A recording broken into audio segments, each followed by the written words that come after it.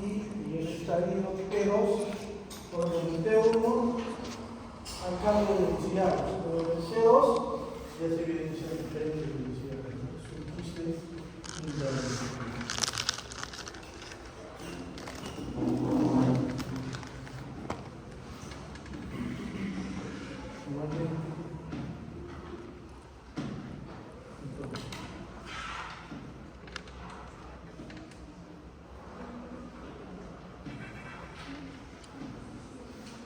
Una resonancia, esta es la imagen típica.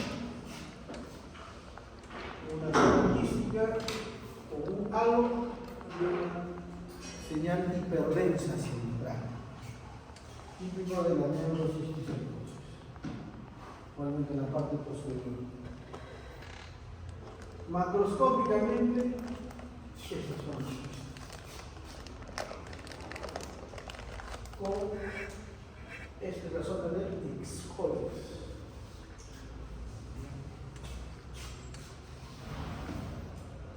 Historia. Esta es la historia de la neurocisticercosis. Desde el siglo IV, con Aristóteles, la presencia de larvas parasitarias en la musculatura del cerebro, por primera vez. Desde el año 50, perdón, el año 1500 hasta la fecha. Y acá saltar. En la década de los 80 se hace el énfasis de la inmunología, porque recién en esos años aparece lo que es las inmunoglobulinas, IgG y IgM, para este tipo de parasitosis. Y desde el año 80 recién se ven los primeros informes de tratamiento para la cisticercosis. A nivel mundial poco fue conocido en los años, en la década anterior. Donde había más historia de este cisticerco era en Latinoamérica.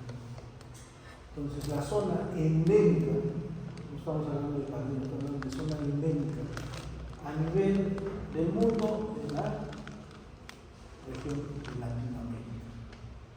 Perú, la Sierra de Chile, Argentina. En general de las partes.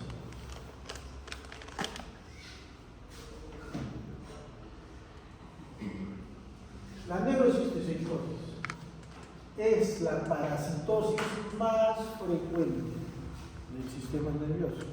¿Cuáles tenemos? El cisticerco, la hidátide,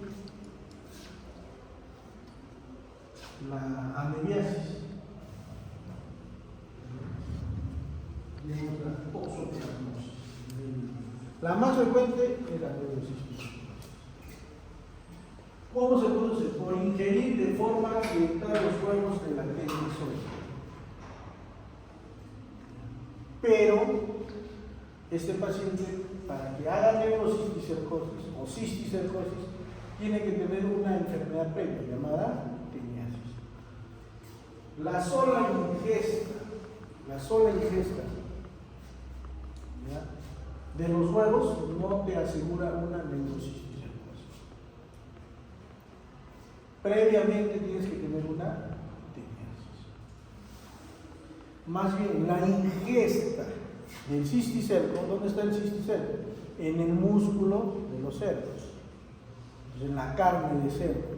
La ingesta de la carne de cerdo produce una enfermedad llamada teniasis. Y en el ciclo ano, mano, boca se produce una autoinfección de forma accidental, por no decir que el hombre no es un cochino. Porque para poderse autoinfectar tienes que ser un cochino. ¿Qué significa que no te has infectado más? Esta pandemia ya nos ha enseñado. Esperemos que esto se prolongue. El uso del lavado de manos, el uso de mascarillas.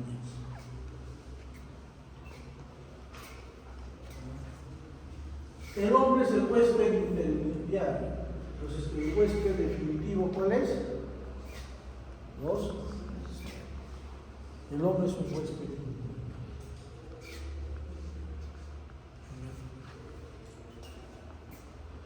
Ahora, este parásito tiene la predilección, ¿por quién? Por el sistema nervioso, no solo por el cerebro, en general por el sistema nervioso, en el hombre. Pero en el hombre también, ¿dónde se encuentra? En segundo lugar de frecuencia se encuentra en el músculo, y en tercer lugar de frecuencia se encuentra en la retina. Entonces, todo paciente que tenga neurocisticercos hay que buscar cisticercos en estas zonas. Ese es el ciclo de la cisticercosis, cómo se realiza la teniasis y cómo se obtiene la cisticercosis.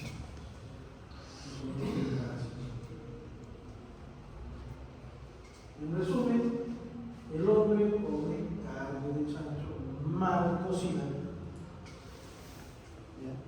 Esta en el estómago, el cisticerco, eclosiona por los tubos gástricos y sale la larva. La larva comienza a emitir huevos. Se forma la tenia se adhiere muy fuertemente al intestino y comienza a eliminar las proglótides. Las proglótides comienzan a eliminar los huevos, y los huevos son expulsados en las heces. Entonces el hombre ahí tiene solo teniasis, pero en la nueva ingesta ya no del cisticerco. O sea, si tú vuelves a ingerir carne de cerdo mal cocida, ya no te va a dar cisticercosis, ya tienes la teniasis.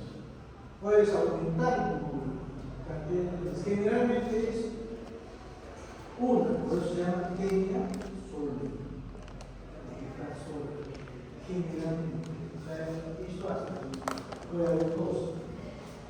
Pueden llegar a medir 7 u 8 metros, o sea, todo el intestino.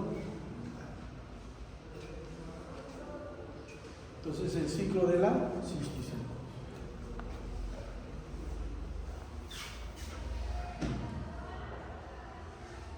Ahora, los cisticercos son vesículas con escoles impaginados. Tiene dos formas, la celulosa con escoles y la racemosa sin escoles, por degeneración hidrógena. ¿Por qué pierde el escoles? Por la degeneración hidrógena. Tenemos así: vesiculares y racemosos. Y esto va a depender de su localización. Cuando son parenquimales, ¿dónde van a estar ubicados? Las formas celulósicas van a estar ubicadas en la región parenquimal. La forma racemosa en las partes ventriculares, por la ubicación. Por eso, cuando vemos en las tomografías, las hidrocefalias producidas por obstrucción, va a haber quistes, pero sin escoles. En cambio, en las formas parenquimales va a haber quistes con escoles, tanto en la tomografía como en la resonancia. Esas son las dos formas. Cuando se les pregunte, es celulosa y racemosa, las formas. La celulosa, sus características: quiste de pared delgada, redonda y regular. En el centro está el escoles. Produce moderada inflamación y presencia de larva. En el racemoso, su crecimiento es activo, o sea, crece rápidamente. ¿Por qué? Porque el cerebro, en esa zona no hay cerebro, no lo limita. Los ventrículos están llenos de líquido. La parte interior del cisticerco tiene mayor osmolaridad. El líquido cefalorraquídeo, su osmolaridad es como la de la sangre, por ende, estos crecen rápidamente. ¿Y qué hacen? Esta forma hidrópica, porque jala el quiste, jala líquido del líquido cefalorraquídeo y se pierde el escoles. y se forma arenilla quística. En el cisticerco intraventricular no hay escoles, que encontramos arenilla quística. Se forman racimos en forma de uvas grandes. Hay intensa inflamación, se produce una ependimitis y no hay ausencia del árbol quística, o sea, no hay.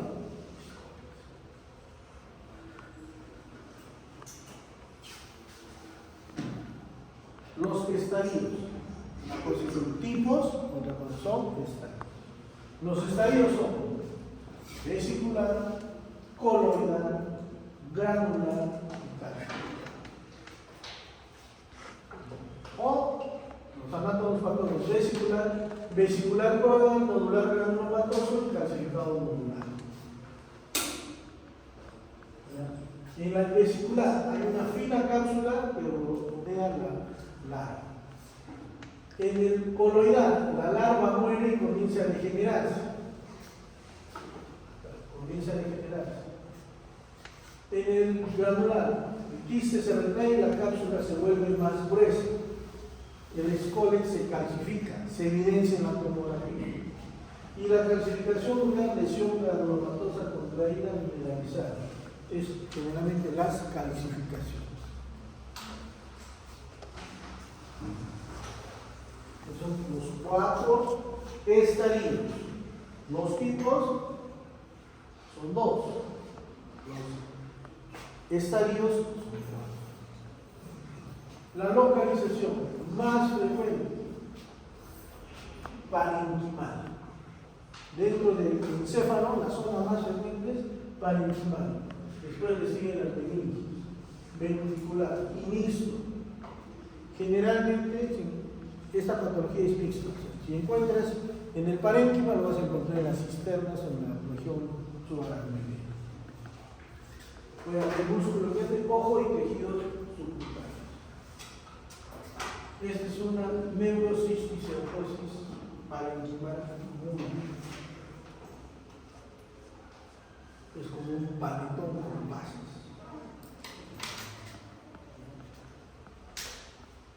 El top 1 de neurocisticercosis se encuentra en Perú. Perú es el que tiene los mejores estudios de neurocisticercosis. En el Instituto de Ciencias Neurológicas. Tienen mayor cantidad de cerebros que han evidenciado neurocisticercosis. Todos los estudios. Un neurólogo es el top 1 en el tratamiento de la neurocisticercosis. ¿Por qué? Porque somos una zona endémica. ¿Ya?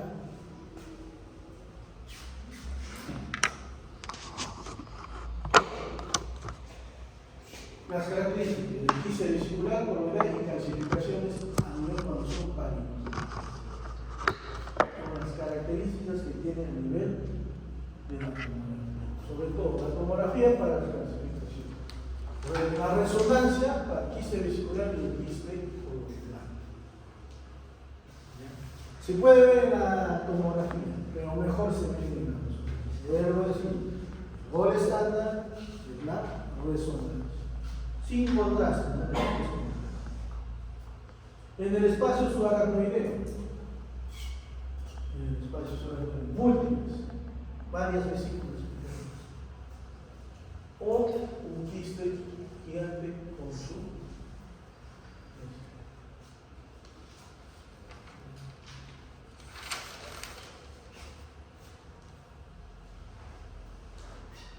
los cambios fisiopatológicos que se dan en el encéfalo dependen de la ubicación. Los quistes ventriculares a nivel de los ventrículos laterales, a nivel del cuarto lóbulo. Cuando son únicos dentro de los ventrículos, el tratamiento se hace con neuroendoscopía, ya lo vamos a ver a posteriori. Solamente que viendo esa imagen, les hago recuerdo de eso.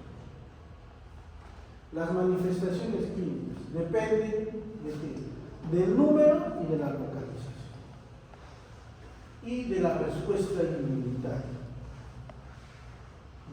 ¿Cuál es el síntoma más frecuente?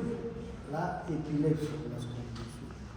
Por eso, todos los que hacen prácticas conmigo, todo paciente mayor de 20 años que viene de zona endémica, por primera vez convulsionando la emergencia, primero que tiene que pensar es en neurocisticercosis.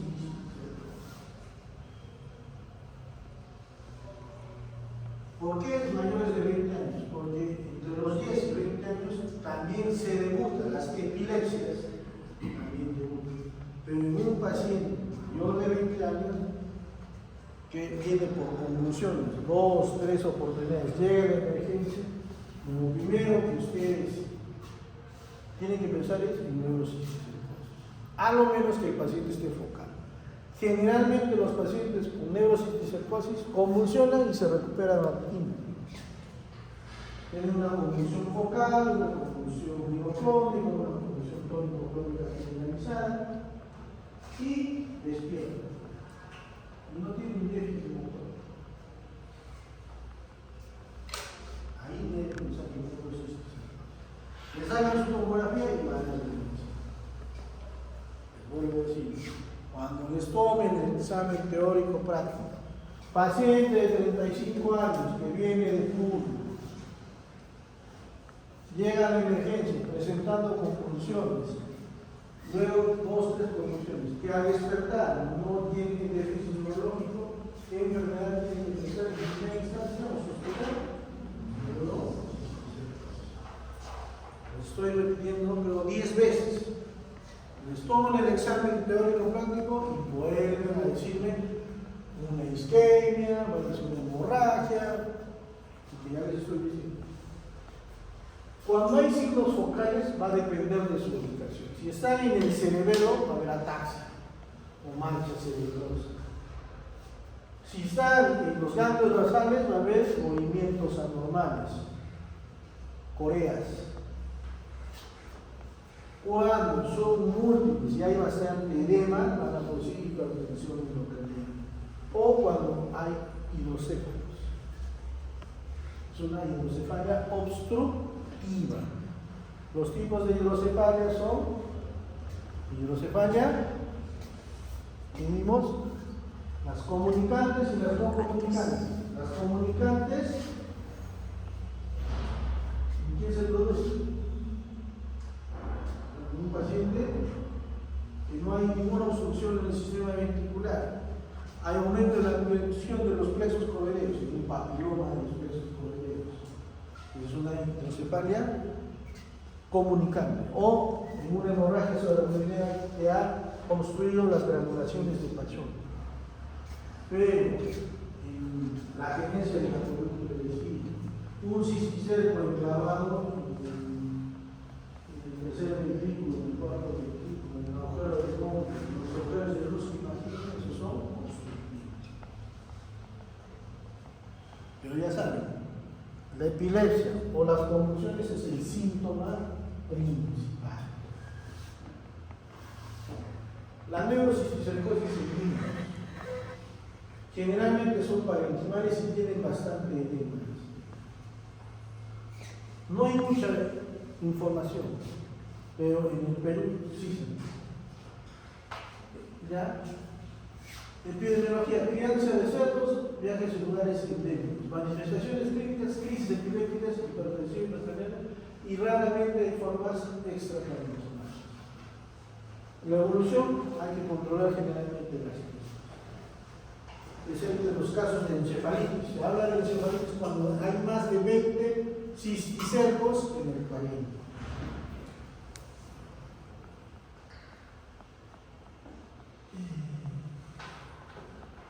Causas de epilepsia, esas son las epilepsias. La epilepsia aparece en niños. Esto es del Hospital Antonio Delgado, de Arequipa. Casi el 58% son los estudios que hay en Perú.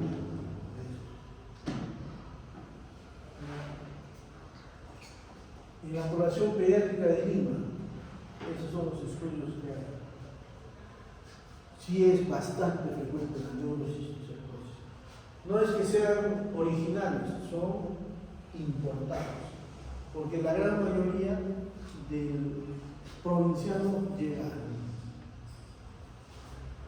en los niños llega hasta un 92% las quistes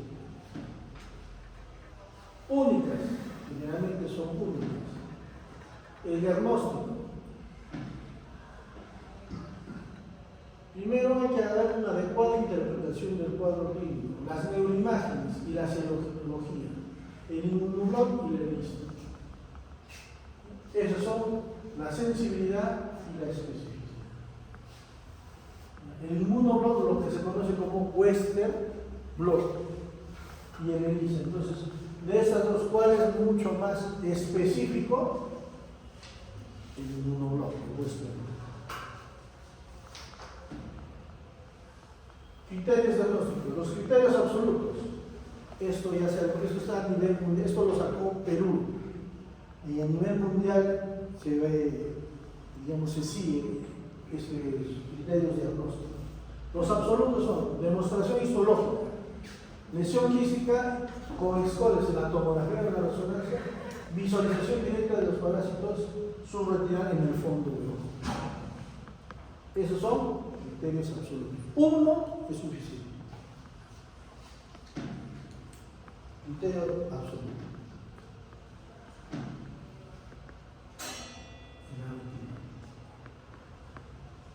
La tomografía en la resonancia. Ahí está el quiste. Criterios mayores. Lesión altamente sugestiva, se produce en la neuroimagen, no sospechamos. Una zona quística, pero sin escoltes, en el parénquima. Puede ser. Inmunoglóbulo positivo, o sea, Western blot. Resolución de lesiones quísticas luego del tratamiento con cespicidas. Resolución espontánea de las lesiones anulares. Hipercaptante crudo. Criterios epidemiológicos. Evidencia con teniasólica. O sea, me haces un parasitológico, vas a encontrar huevos de tenio. Zonas endémicas y antecedentes de viajes y alimentación en zona endémica. ¿Cómo se hace? Dos mayores y un menor, diagnóstico definitivo.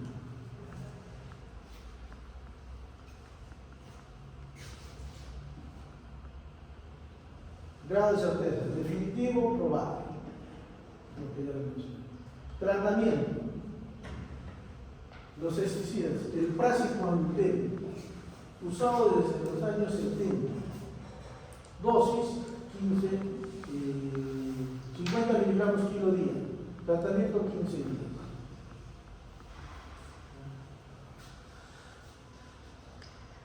Un alto porcentaje de resultados, más del 70%. El albendazol, dosis 15 miligramos kilo día durante 30 días. Se ha visto similares eficacias usando 7, 14 o 30 días. Destruye hasta el 90%. Entonces, ¿cuál de estos dos se da? En la alimentación. El medicamento de elección son los albendazol, los tiazoles. Albendazol y o metronidazol. Si no hay neurocíticos resistentes a los tiazoles, pasa al praziquantel. No lo tenemos en nuestro medio, lo tenemos en. Yo tengo hasta ahorita una paciente que es refractaria a todo tipo de problemas hasta no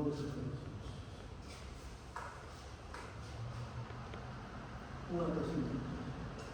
Tanto la cistis cercosis como la tuberculosis son endémicas. No son propias de acá, son importadas, generalmente de la región alta de Tacna y la región de. Consideraciones. Las encefalitis, cuando hay más de 20 cisticercos, no hay que dar tratamiento, el paciente puede morir. Da un shock. Los esteroides, previamente al inicio de la alimentación hay que dar esteroides, corticoides, dexametasona. El tratamiento de aerositis psicosis se tiene que dar hospitalizado, ¿ya? Impregnando al paciente con 2 o 3 días de corticoides y de solución salínica hipertónica, en el caso magnético. La cirugía incluye la derivación ventrículo-peritoneal cuando hay cisticercos múltiples en los ventrículos. Cuando es un cisticerco único, se hace neuroendoscopia. Cuando hay un quiste único parenquimal, subaracnoideo o cisternal, el tratamiento también es quirúrgico. Craniotomía, mastectomía de quiste y membrana. Luego, posterior a eso, se tiene que dar tratamiento con antiepilépticos, por lo menos un mes. El parenquimal, quistes vesiculares. Cuando hay infecciones moderadas, menos de 5, cuando hay infecciones de 6 a 20. Más de 20 no se da tratamiento. Los parenquimales, cuando hay quistes degenerativos moderados, cuando hay calcificaciones, no se da tratamiento. A lo menos si hay convulsiones, solo se da anticonvulsiva. La extraparenquimal, que es la subaracnoidea, se da albendazol. En los quistes ventriculares, la aspiración endoscópica o resección quirúrgica. El uso de antiparasitarios controversial para este fin. Ahora ya no es controversial. No se da. Desde el 2018 no se da cuando son ventriculares. Anteriormente era controversial, ahora ya no. La última versión, en 2018, no se da cuando son intraventriculares. Cisticercosis intraventricular resistente al tratamiento. Se puede dar 3 a 6 ciclos repetidos cada mes. Yo le hago a un paciente en un año 3 veces. Al otro año 3 veces y al otro año le doy 9 ciclos y no sé. Le he operado 5 veces. Sigue viva la jovencita, de 20 años de 27 años. Sigue viva, pero no desaparece los cistos. Bueno, la hidrocefalia, la aracnoiditis y la peritonitis. Hidrocefalia, derivación de aracnoiditis, altas dosis de esteroides y ependinitis, no tratada, solamente derivación ventricular-peritoneal. Las quistes espinales, los quistes espinales, o sea, a nivel del canal raquídeo, la resección es quirúrgica. Se puede dar albendazol, se puede dar o no se puede. Pero la resección necesariamente tiene que ser quirúrgica, porque dan compresión neuronal. Los quistes oculares también, los neurooftalmólogos. Epilepsia. Control de la epilepsia. Ideal, con la carbamazepina, el ácido valproico. La fenitoína la damos porque es lo que tenemos. Pero idealmente la carbamazepina o el ácido valproico. El tratamiento de la hidrocefalia.